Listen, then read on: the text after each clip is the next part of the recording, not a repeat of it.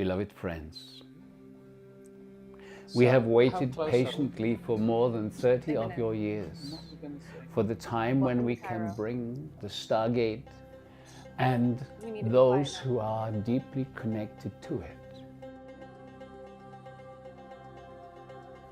This place of many mysteries, this place which is actually a holder of Atlantean knowledge and wisdom. The beauty, the mystery of the divine feminine, which is yet to be released. Information, different activations, supported by star families who have shared their wisdom with the Egyptians through the mystery schools there. Join us in this energetic and you will be touched. You will evolve. You will start to understand the mystery not just of Egypt, but the mystery of humanity. Why you are here, what is occurring, and what is about to happen.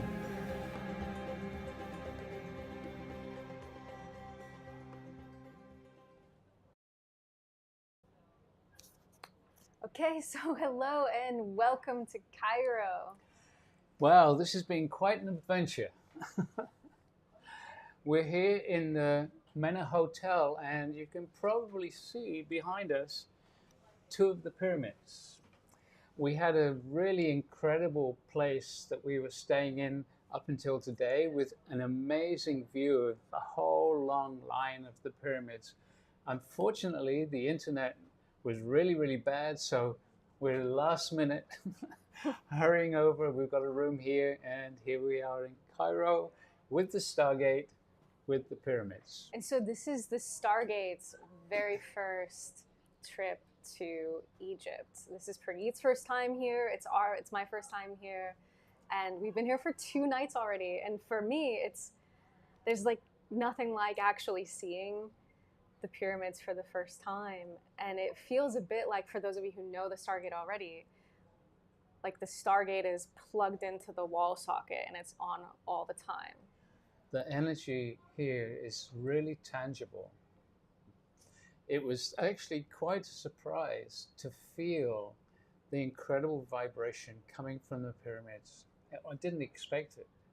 And it was just so heart-opening.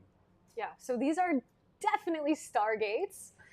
And we're going to be here doing an 11-day tour all around Egypt. But we're starting with these 3 free live streams to explore various topics. And our topic for today is all about the connection between Atlantis and this highly advanced lost knowledge of humanity and Egypt and these pyramids and all of the mysteries that this land and the sacred sites represent.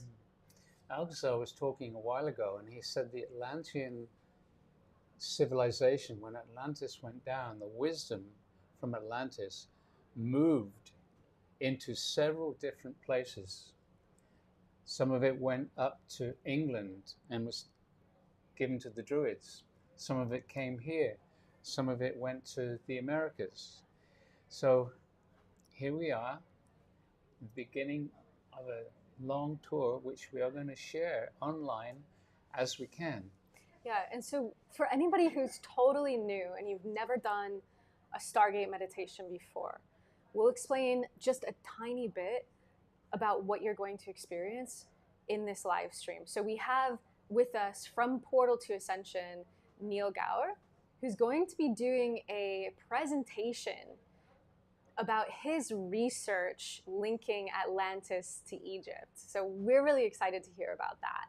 And then we're going to do a meditation experience. When the Stargate is activated, it lights up a quantum energy field that people feel all over the world. And so everything that Neil is going to talk about, we're going to be bringing in the actual energetic transmission in the meditation. So it's really something to look forward to. So we are gonna hand it over to Neil if he's ready. Cool. So, over to you, Neil. Okay, let's go. Where's it going?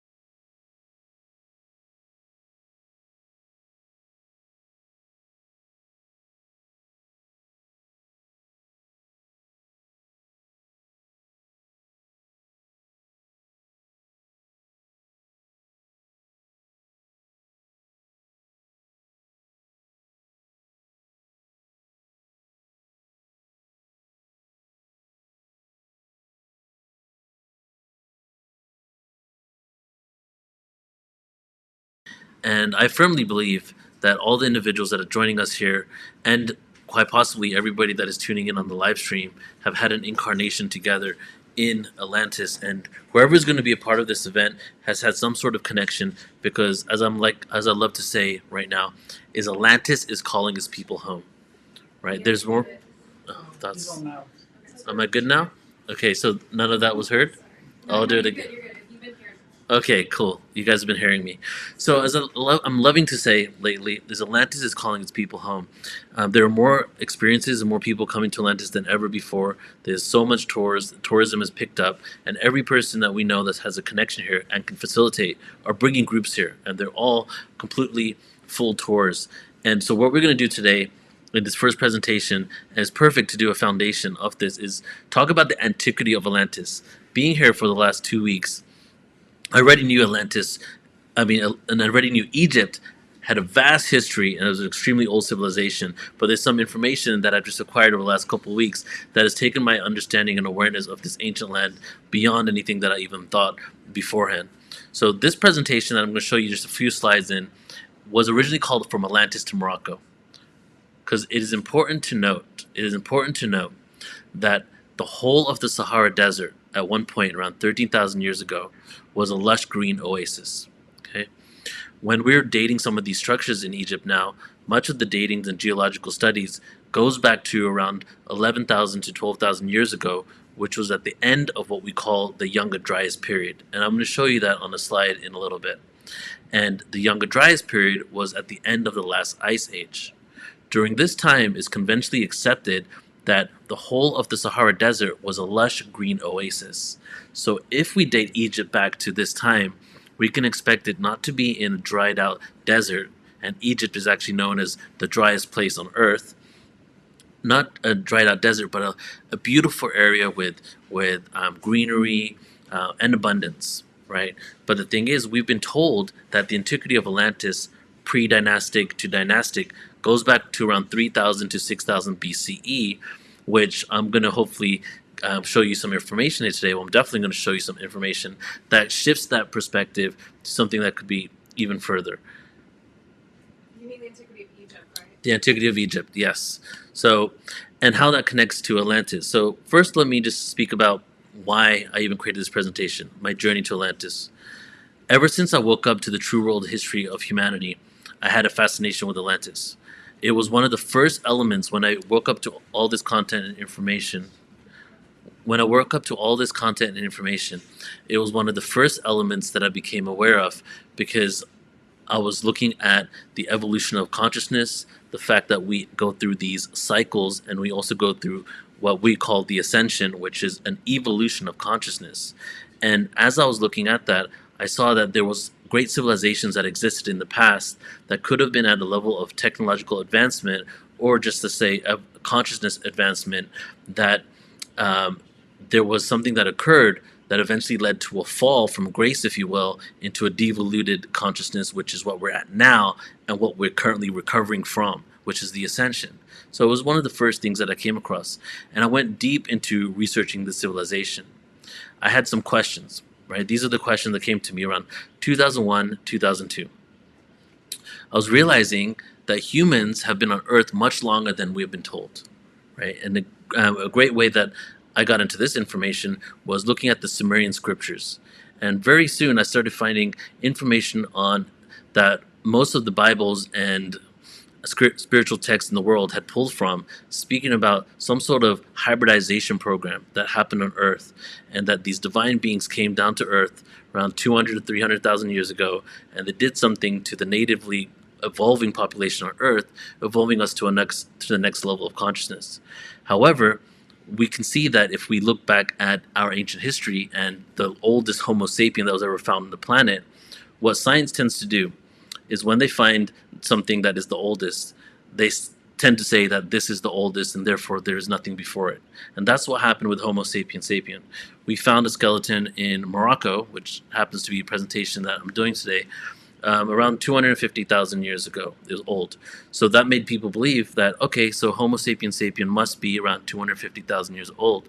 However, there's a lot of evidence coming out, and one of the individuals that I've worked with that has this information, called Michael Cremo, has a book called Forbidden Archaeology that shows evidence of species just like us living for dating back over 1 million years on Earth. So the realization was we've been on Earth for much longer than we've been told.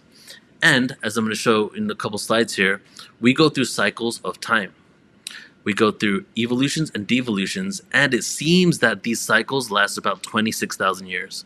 13,000 years of ascending, 13,000 years of descending. So there's devolution, evolution going on.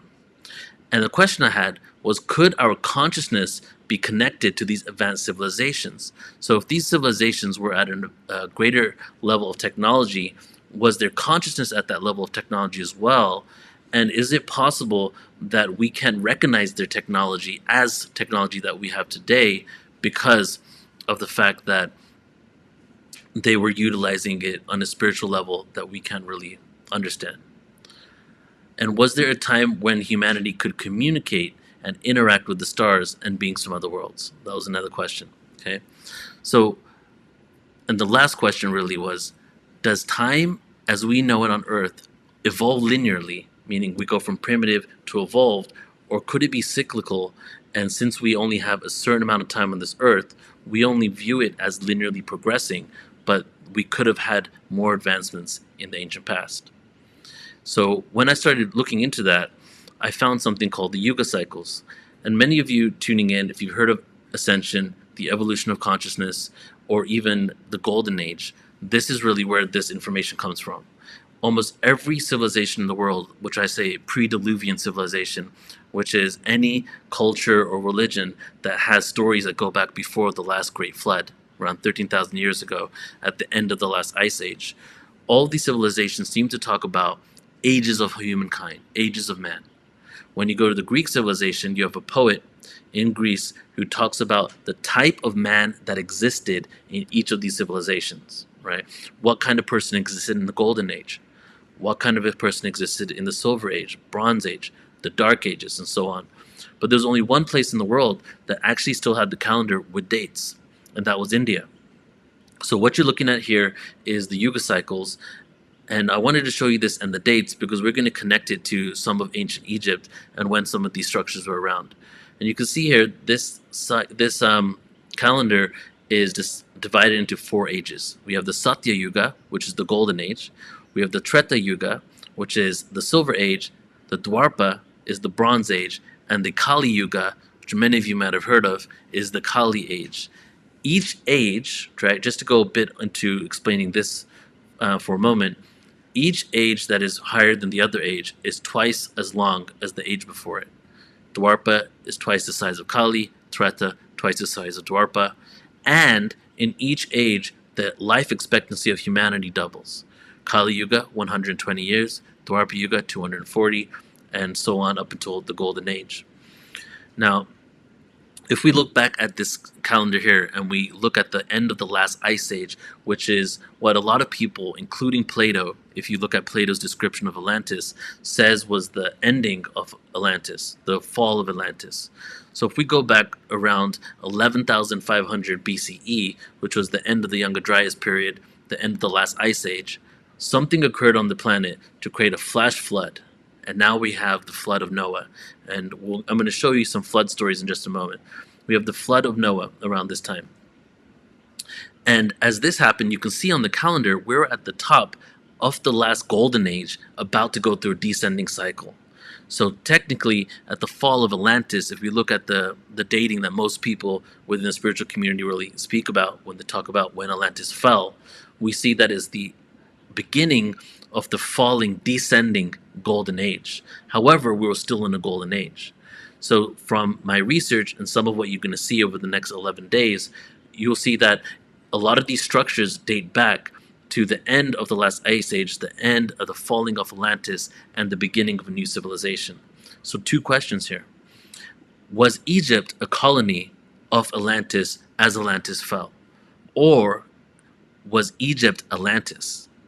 And did Egypt date back even further than 11,500 BCE and was actually an extension of Atlantis that could be a global civilization?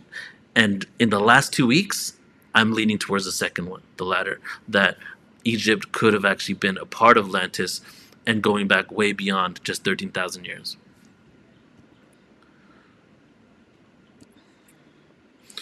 In the cycles of time, just to kind of show you how different civilizations speak about this, the cycles, we have it across the board, with many, many civilizations. We have the Mayan long count calendar speaks about this, the precession of the equinoxes, the Aztec sunstone, the Hopi prophecy, and they all seem to have the same dates when it comes to the 26,000 year cycle. And Plato himself, who is the guy that we get most of the information from for Atlantis, that his uncle Solon came to Egypt and then reiterated the story to Plato, he himself also came up with this understanding, and he called it the Great Year. The Great Year for Plato is called the Platonic Year, and is a cycle of approximately 25,920 years, and is believed to the time it takes for the Earth's axis to complete a full rotation, and it encompasses different cosmic and historical ages. So here's some questions for you, and maybe these are some things, if you join us on the live stream, that you can really keep in your mind as we're exploring here.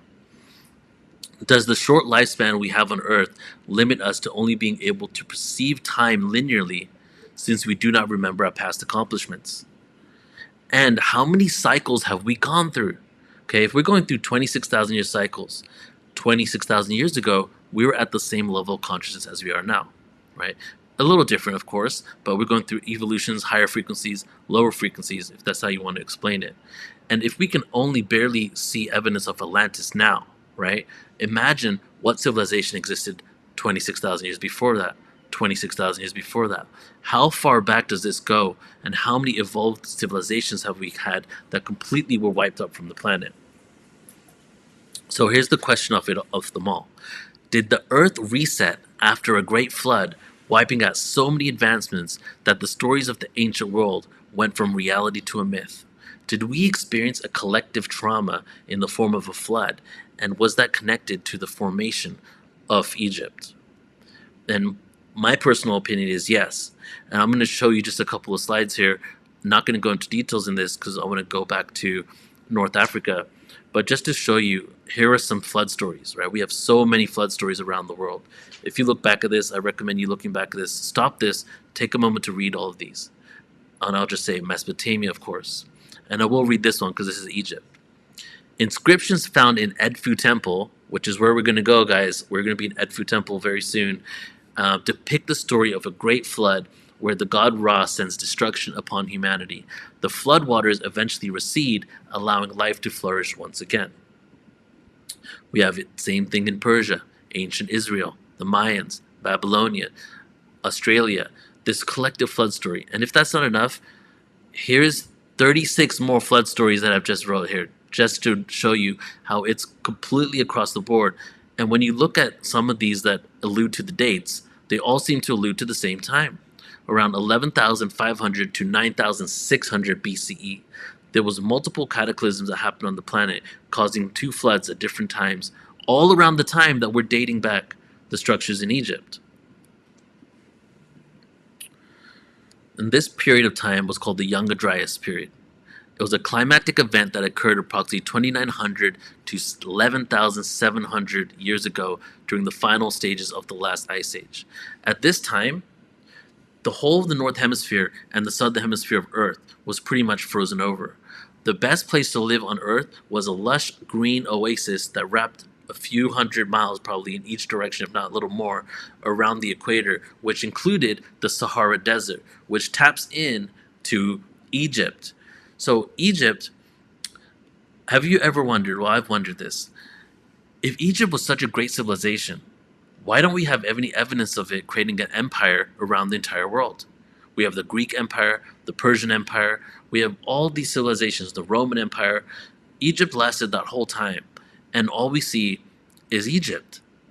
Well, first of all, as I said before, I feel Egypt was connected to Atlantis, which was global, but the whole of the Sahara Desert, my theory and other people also believing in this too, the whole of the Sahara Desert spanned the civilization of Egypt. The least excavated place in the entire planet is the Sahara Desert. The reasons why they give us that is because back when the Sahara Desert was conventionally accepted to be a green oasis, we were primitive. Therefore, why put the resources on exploring this area when we already know there was no advancements in humanity, only basic primitive humans? That's the reason they've given us. Now, with other presentations I do, we can see that even though they tell us that, that's not actually the case. They are exploring it. They're just not letting us know what they're finding. So in order to talk about Atlantis, guys, we need to really speak about Plato. According to the accounts given by the ancient Greek philosopher Plato, who first mentioned Atlantis in his dialogues, Atlantis was said to have existed 9,000 years before his own time. Plato described Atlantis as an advanced civilization that existed beyond the Pillars of Hercules, commonly associated with the Straits of Gibraltar. And here is an image for you of that area. So this area actually exists. We have the Pillars of Hercules, you can see here, and the Gates of Gibraltar. Gibraltar is an actual place in Spain, and on the other side of the Pillars of Hercules is a place called Tangier in Morocco. So this is the area that Plato was saying Atlantis was. Again, it was most likely a global civilization. However, Atlantis was the capital city of this global civilization, so it could have been located there. Now, it could have actually also been located in mainland Africa because the water, the Atlantic Ocean, actually went in towards Morocco into the Sahara Desert, so there could have been an island in Morocco that could have been Atlantis as well, because technically that was also part of the ocean. The ancient Egyptians, when I was looking at any story in Egypt about Atlantis, right? I was looking to see, it was like one of those things where you want to find it so bad that you're just trying to figure it out and see what will connect, right? So I was looking for any stories in Egypt about Atlantis. First of all, Atlantis was a name given by the Greeks, not the Egyptians, right? Who knows what the name actually was? And when I was looking for this, I couldn't find any information except for the inscription in Edfu. But then I looked at the origin story of Egypt, okay? And here's the origin story. The Egyptians believed that the world, their world, began with the emergence of land from the watery chaos, and that their civilization was established as a result of divine order and the efforts of gods and goddesses. Mainstream scholars believe that this does not relate to Atlantis, but I feel the fact that it's talking about emerging out of a chaotic flood actually alludes to it coming from another civilization. So this right here, I'm going to just kind of skim over this really quick because I want to get to some other stuff before we close out here. The Sahara Desert, here is just some information on the Sahara Desert and the fact that what it looked like around this time, 12,900 BCE. Again, take a look later if you want to stop this and see exactly what it looks like, but I'll just give you one example. Lakes, rivers, abundant vegetation, grasslands, wetlands, patches of forests. It would be a perfect place to live. As I was exploring Morocco and I was going through the civilization here, so what I did was I wanted to find out if there was any evidence, because if we have Atlantis, right, and the Atlanteans and the civilization is falling, and like Prageet had just said earlier, that they went into the Druidic land, the elemental lands went north, and we had an exodus into North Africa. So if we had these beings come into North Africa and make their way to Egypt, it only makes sense that there would be some traces of them from all the way from Morocco to Algeria, all the way to Egypt, right? So as I was exploring Morocco, and I went to Morocco on the search for evidence of Atlantis, I started discovering a few anomalies, and I'm just going to speak about those as to close out for this presentation. The first thing I found were the Berbers, the Berber people. They have their own flood story in folklore and oral traditions. It recounts a great deluge that covered the land, Morocco area, leading to widespread destruction and the need for survival. The details of the story often include a divine or supernatural intervention, such as the displeasure of a deity or the actions of a hero or spiritual figure. And who is this hero that they talk about? His name is Hercules, right? The hero from Greece also was the hero of the Berber tribes in North Africa, in Morocco. And you can see his other name there that the Berbers call him. I'm not going to say it because I don't want to butcher it, but you can see it right down there. So as I was exploring, I found a place in Morocco at the gates of Gibraltar, right in Tangier, right where the entrance of the entrance to seeing Atlantis would be, called the Hercules Grotto. And these caves have been believed to have formed naturally over thousands of years and associated with Hercules. And the story goes that there was a great flood, and the giants of a great civilization went into these caves to hide from the floods before they emerged out.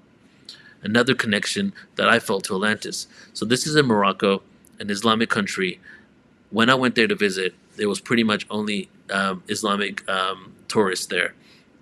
And I was seeing all this evidence of giants, all this evidence of the connection to Atlantis. And it was very interesting to me that a lot of people who actually went there didn't even know who Hercules was or the story. They just went there because of how beautiful that their area looked.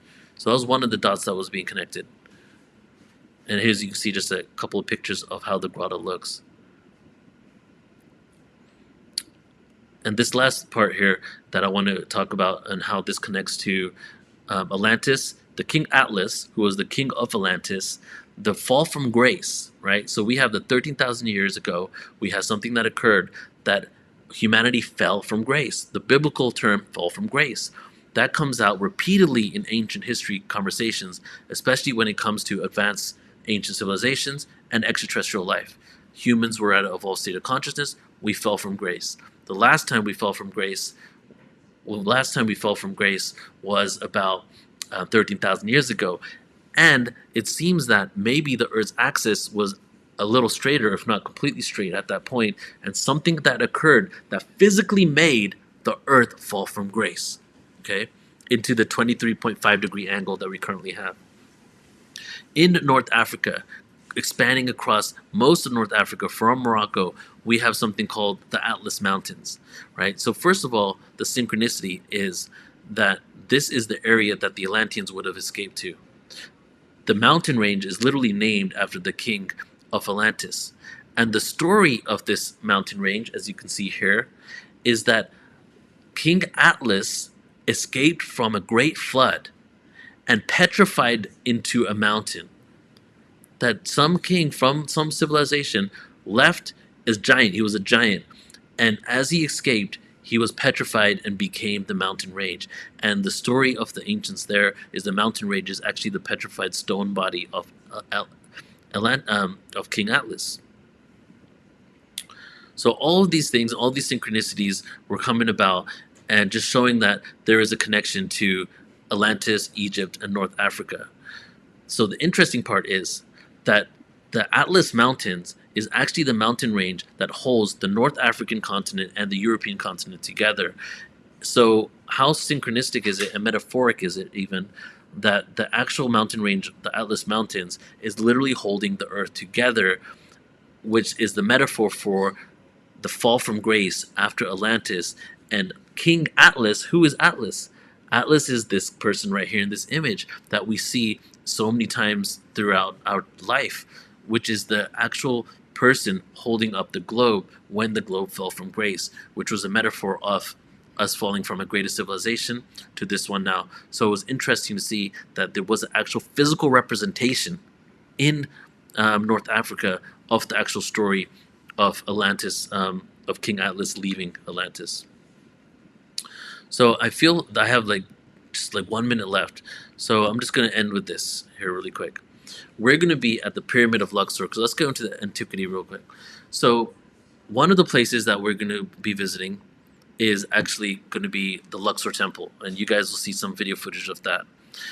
There's now evidence to show that the history of Egypt goes back to around 2.5 million years ago. And Muhammad, he'll be presenting on that as well, where we see evidence of flint tools and then a disappearance of flint tools for 50 to 100,000 years and the reappearance of it as well. And Muhammad's going to show in his presentation how this was because there was a fall from grace and an evolution, that Egypt has had devolutions and evolutions so many times in our ancient past that some of these structures date back to even further than we think, tens of thousands, hundreds of thousands. He even believes that the Luxor Temple could go back 200,000 years, the Luxor Temple. And on the inscription on the Luxor Temple is hieroglyphs of cloning process. 200,000 years ago, 250,000 years ago, there was an evolutionary jump in the DNA of humans. How does it connect to this temple? So we're going to be exploring a lot of this stuff, guys. I'm really excited to be here with Stargate, and I'll be tuning in with you guys again tomorrow, and we'll be going over the divine feminine information. And as we're exploring Egypt, we're going to continue looking at what the possibility is for the dating of these structures, and really having a great time, not only emanating the frequency from these sites, but also exploring what was actually going on here and what activations we can receive for these to create a more enlightened future.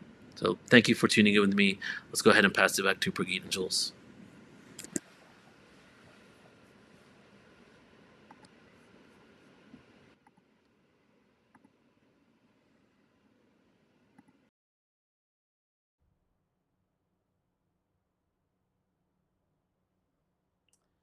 Wow. Okay. So thank you so much, Neil, for so much information. It's a lot to take in, and I think it's a great idea if you do have time to look at some of those slides that Neil brought up and go into it deeper if that's something that really interests you. The thought of the temple being so old is absolutely fascinating. So this is just the first of these free live streams, and tomorrow we're going to have another fascinating talk, which is about the divine feminine and how that connects into the whole Egyptian story. And then the third one is about the space realms. How do they fit in to all this? And just being able to connect in on this third live stream, we have Vivienne Chauvet, who is a very amazing person.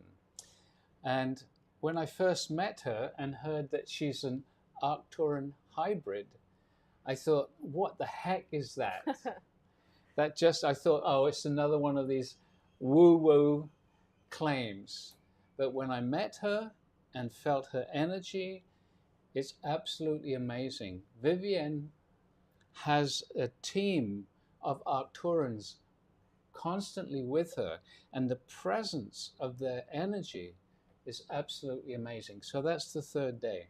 And tomorrow, Alan Steinfeld is going to be talking about the divine feminine and how some of the guides that we're more familiar with, like Thoth, have actually been in the ancient past.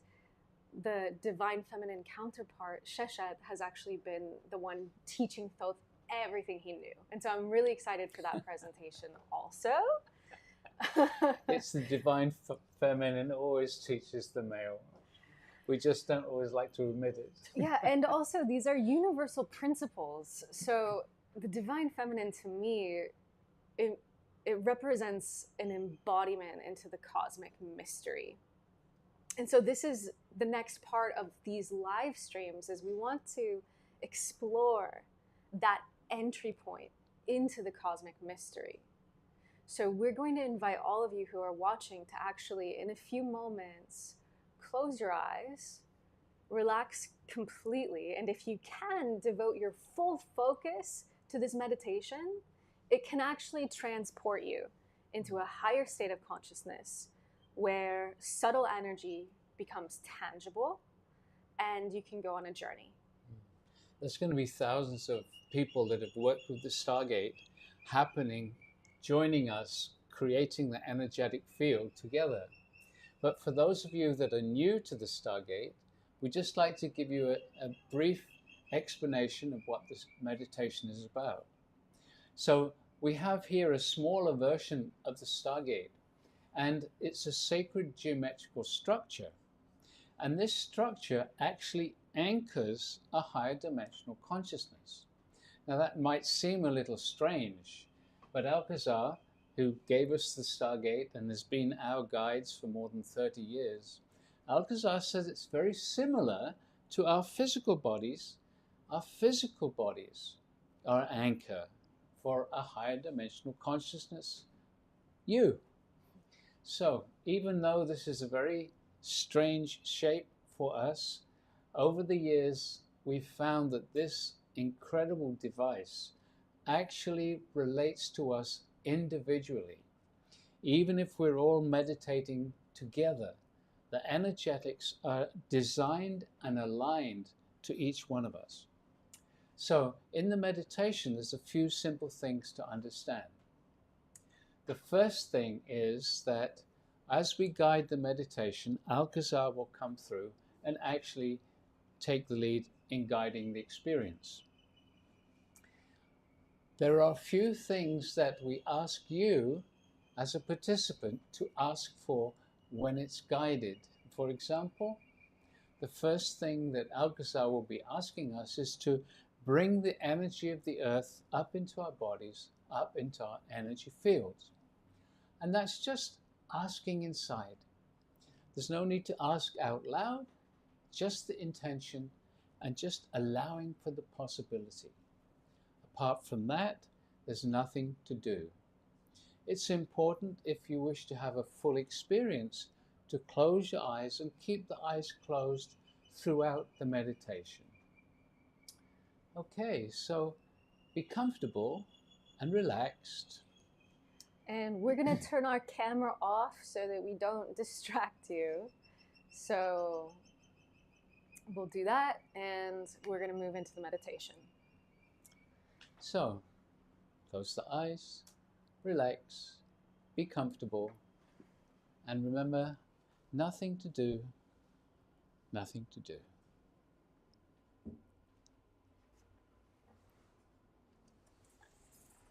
And so, if you're all beautifully comfortable, first of all, just inviting your body to relax a little more.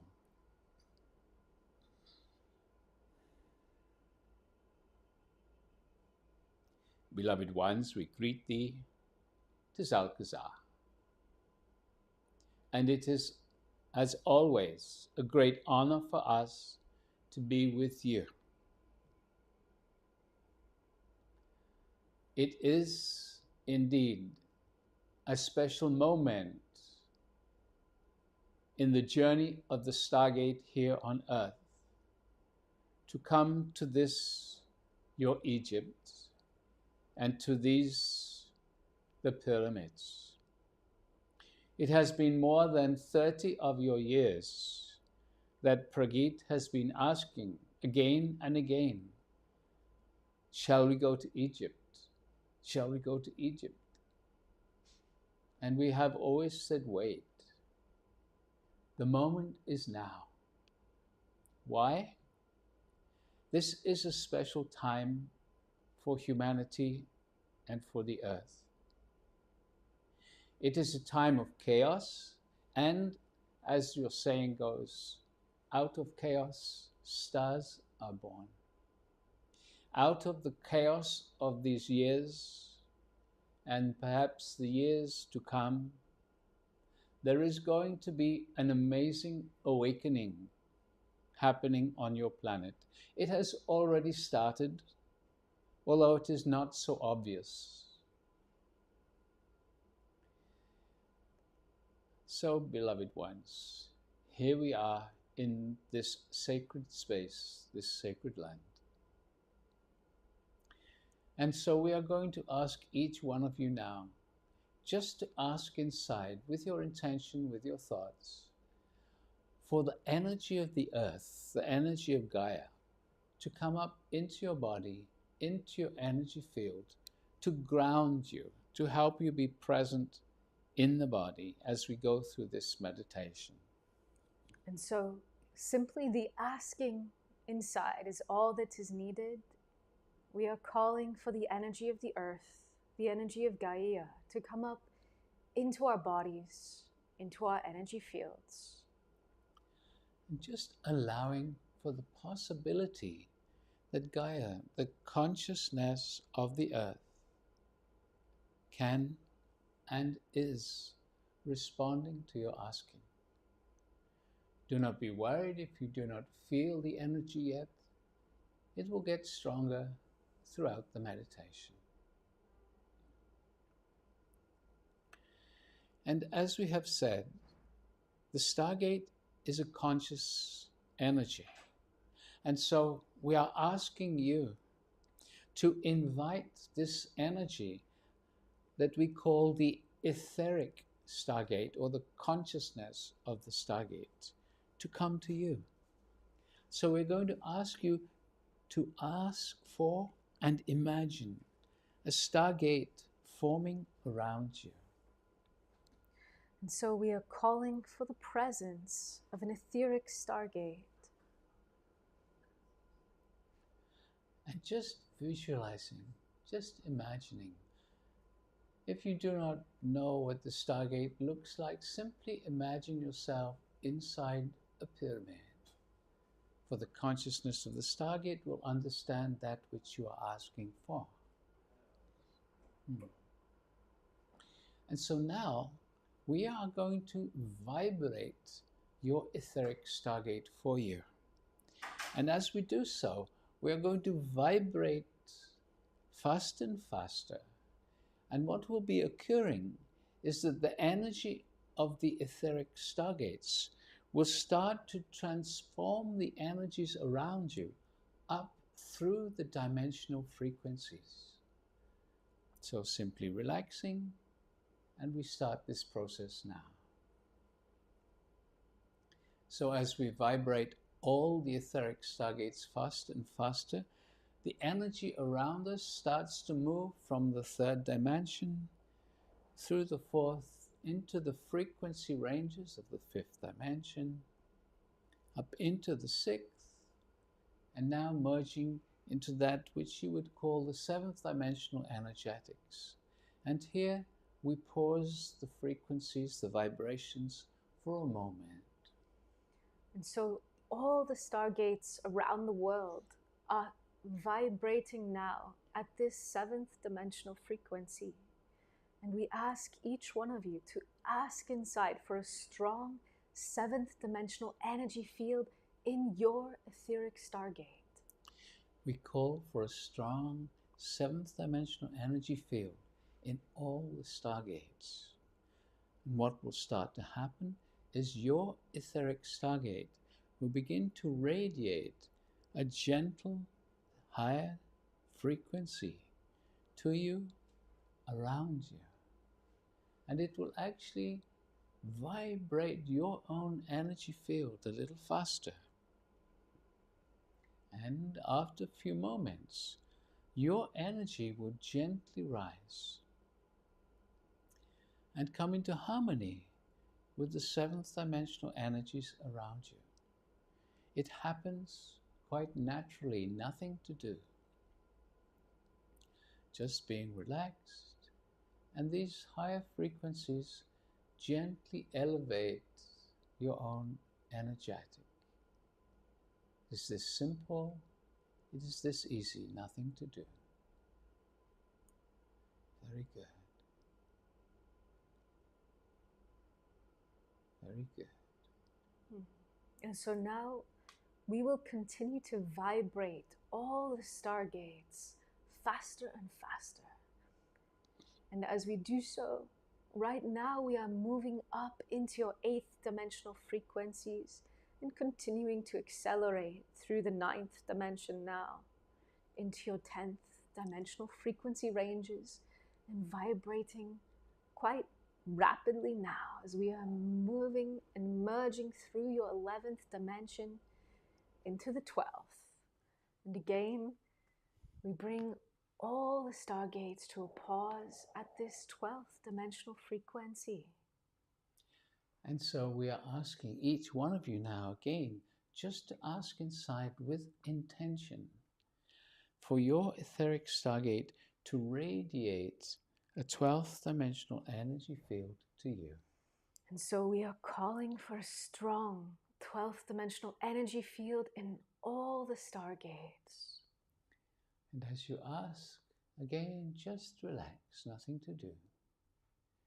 As you are surrounded by these 12th dimensional energetics, again, slowly, slowly, effortlessly, your own energy will gently be elevated until you are vibrating once more in harmony with the energies around you. Nothing to do, just being relaxed. Very good, very good. Part of the magic of this experience is that as you start to vibrate at these higher frequencies, you become more sensitive to the many guides and benevolent beings who are here to assist humanity in its awakening. And we are here in this land of Egypt, almost at the base of this vast pyramid. And there are many sacred energies connected to this structure.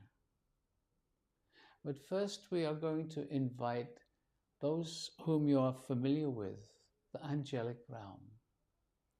So we ask each one of you just to ask inside for the presence and support of the angels. And so we are calling for the presence of the angelic realm. And just feel, as you ask, just feel now, as the angels gently bring their loving energy of support into this global meditation. Just feel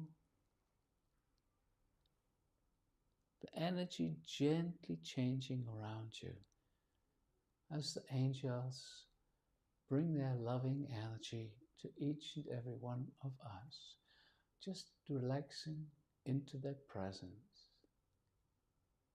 Yes, very good. The master who is associated with this pyramid and the ancient ceremonies that have been guided there wants to be acknowledged right now and to be with us in this meditation. He is the one known as Yeshua, or Jesus, who traveled here on more than one occasion to be initiated through the Egyptian understandings, the Egyptian miracles of awakening. And so we ask each one of you to ask inside for the presence of this one, Jesus, Yeshua, or as some of you know him now as Sananda. And so we are calling for the presence of Jesus the Nazarene. And again, just feel, here he comes. Can you feel a gentle shift as the Master of Love brings his energy into this global meditation, bringing his energy to you?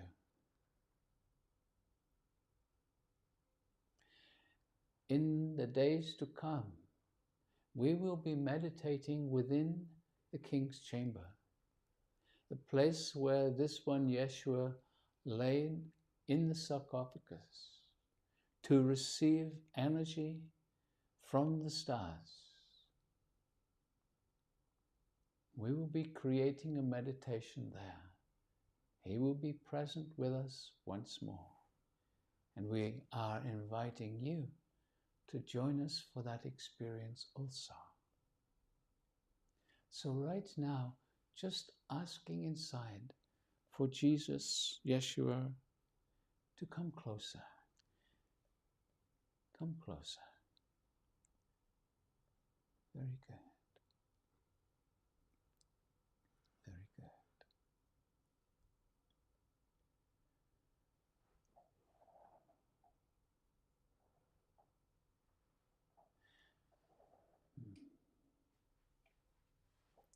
Yes, indeed. And so, beloved ones, we would like also to call for the presence of the Master Buddha from this, your country of India, who also holds an incredible enlightened presence. And so we ask each one of you now to just to ask inside. We are calling for the presence of Gautama the Buddha. And feel, Buddha, here he comes, gently bringing his energy into this space. Yeah. Very good. Very good. His energy joining the angels and Yeshua, beginning a beautiful field of oneness around each one of us in this meditation. And beloved ones, there are so many enlightened energies that have visited your earth. Some of these in the form of human beings who have become enlightened. Some of these in the form of divine entities. There is the one known as the goddess Isis, known for her roles in the mystery schools here. In ancient times, her energy initiated thousands into a kind of remembrance from the stars.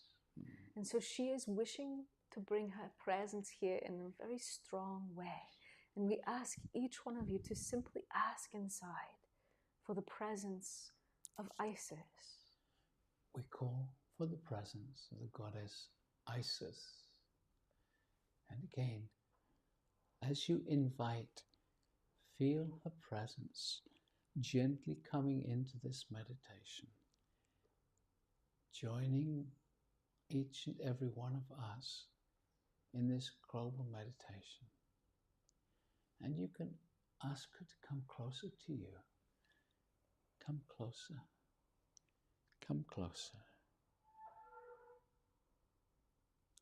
Another master, this time from your country of Greece. The Greek civilization also very connected to the Atlantean knowledge. And so we are now going to ask you to call forth the Master Socrates. And so we are calling for the presence of Socrates. And asking with intention and feeling Socrates' energy coming to join us into this global meditation. Coming closer, coming closer.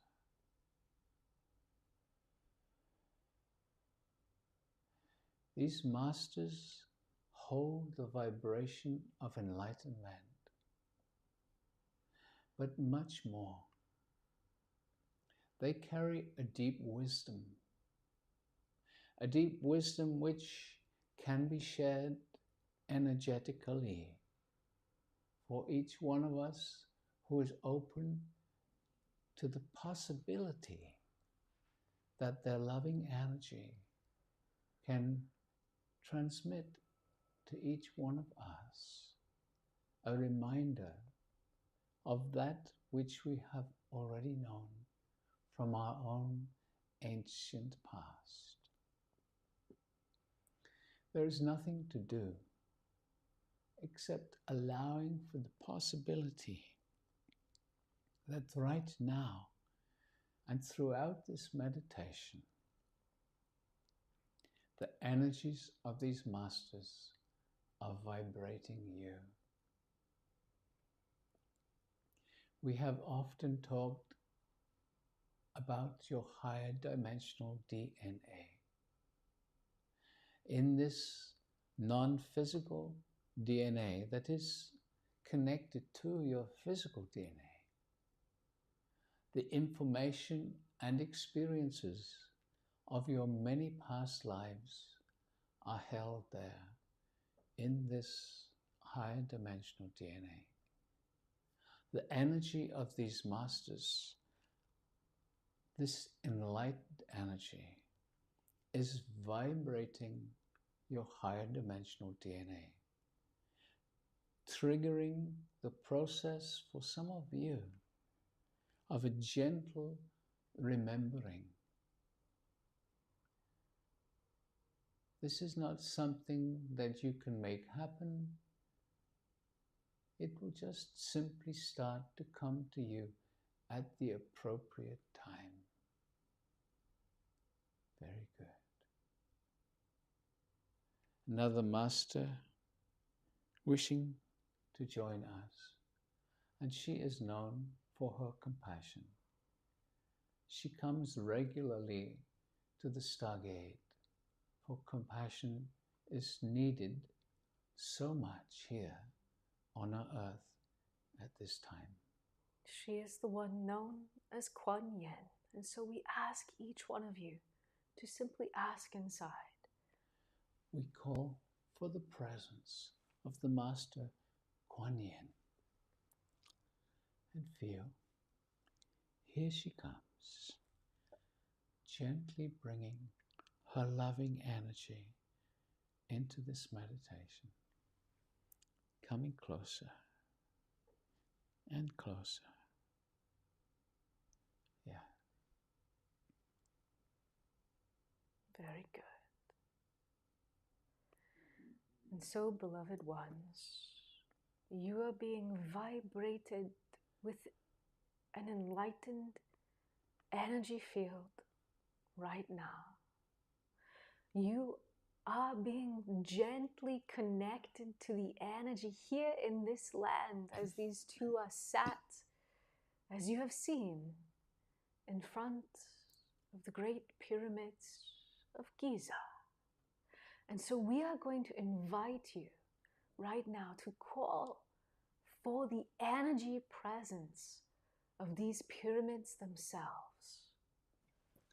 And so we ask each one of you to ask with a strong intention for the energy, the power, and the presence of these pyramids to bring their energy right now into this global meditation, and just feel as their energy permeates the energetic field inside your etheric Stargate, supported by these masters and the angels, just allowing yourself to receive the energetic from these miraculous structures that we will be exploring over the next few days together. Just relaxing into the energy fields that surround you now.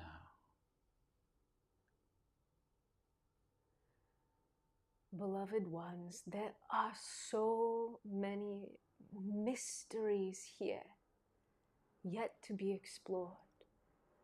And yet the mystery we are inviting you into is the true essence of these sacred sites. For they indeed are stargates, are interdimensional doorways, and more.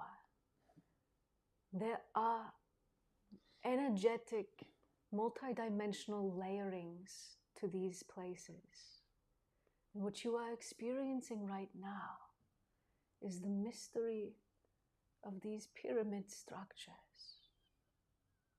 We will be inviting you to join us as we enter into the King's chamber, not once, but 4 times over this journey together through these ancient lands.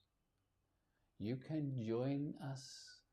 You can feel the energetics that will be transmitted from this amazing structure.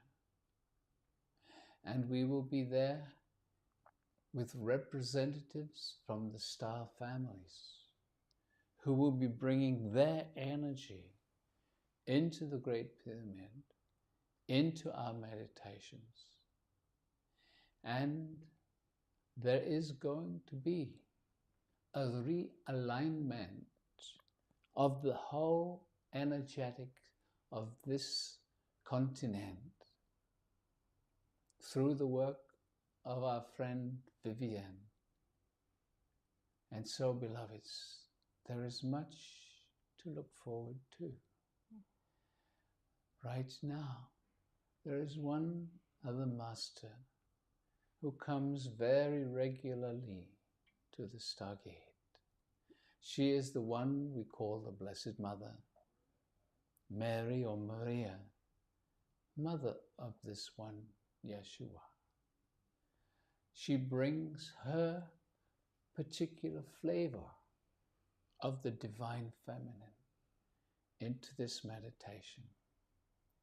And so we ask each one of you now, just ask inside for the loving presence of Mary or Maria, the Blessed Mother. And so we call for the presence of the Blessed Mother.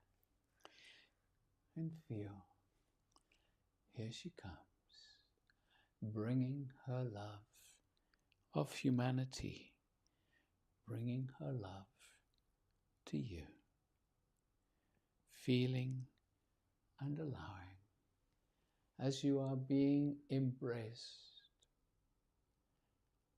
by the subtle presence of this vast pyramid and the masters who are holding an energy field for us all with the angelic realm.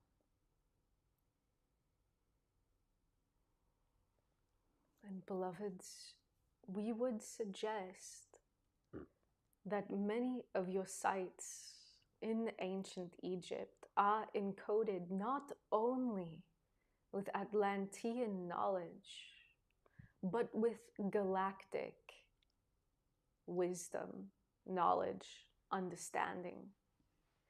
Understand where humanity is headed is into a reawakening of your higher dimensional DNA. And within you, there is also this cosmic knowingness from the stars.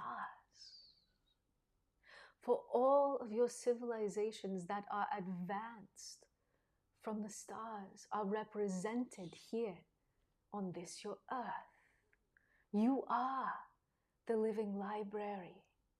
And as humanity reawakens, there will be a blossoming forth. There will be a creation of something so totally new that the whole universe is watching and waiting to see what will occur here. In your times of Atlantis, the human beings there could remember their ancient origins in the stars. You had to forget in order to be reborn into a higher consciousness that would be fresh. Otherwise, you would have simply recreated your particular wisdoms and understandings from your origins in the stars. And so in this meditation, we would like to invite you to call upon the living energy of Atlantis itself, not the imbalanced phase, but the golden age, the age where there was harmony, where there was this remembrance of who you truly are. Here on the earth, the portal to the stars was open. And so we are going to ask each one of you now just to invite the presence of Atlantis and the enlightened Atlanteans. We call for the enlightened energetics that were present in the golden age of Atlantis. And again, just a gentle energy coming into this global meditation.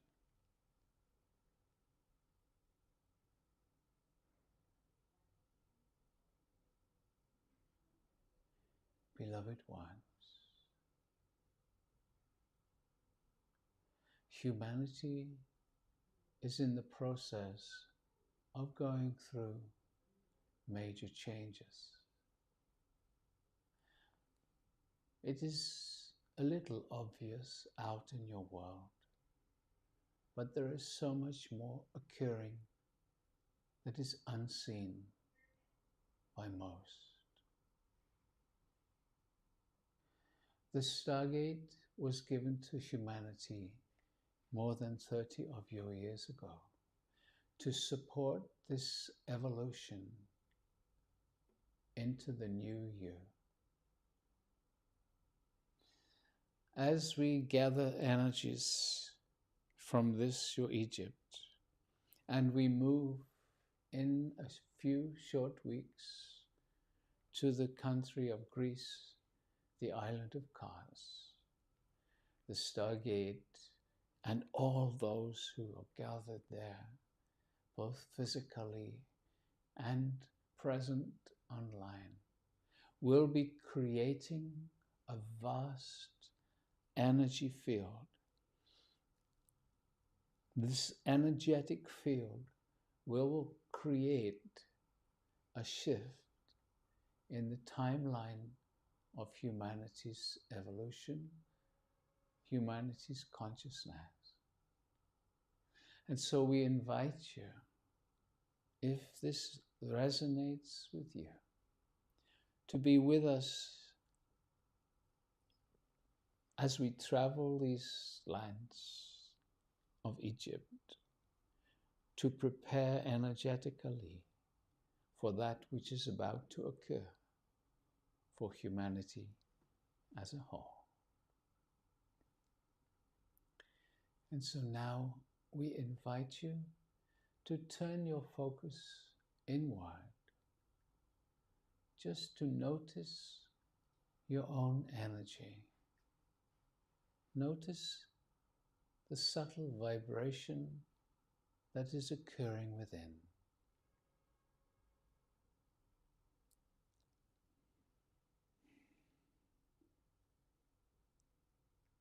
Just feeling and acknowledging, yes, I can feel this.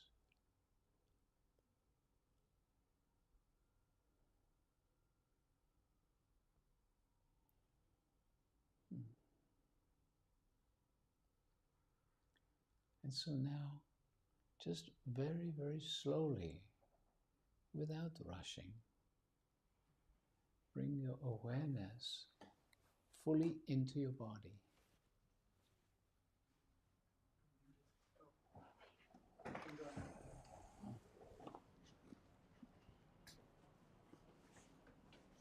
That looks good. Turn it on. Oh, actually, it looks good.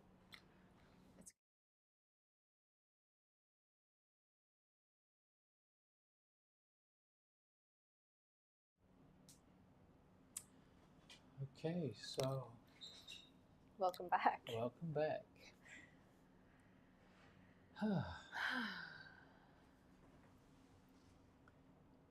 I'm just checking out soon. They bring these beautiful spotlights onto the pyramid, but not quite yet. It's not quite dark enough here. So thanks for spending the sunset time with us here in Cairo. We will see you tomorrow for the next live stream exploring the living essence of the divine feminine in Egypt and beyond. And then the following night, at the same time, we are with Vivienne Chavot. As I mentioned, this amazing Arcturian lady who brings through such an incredible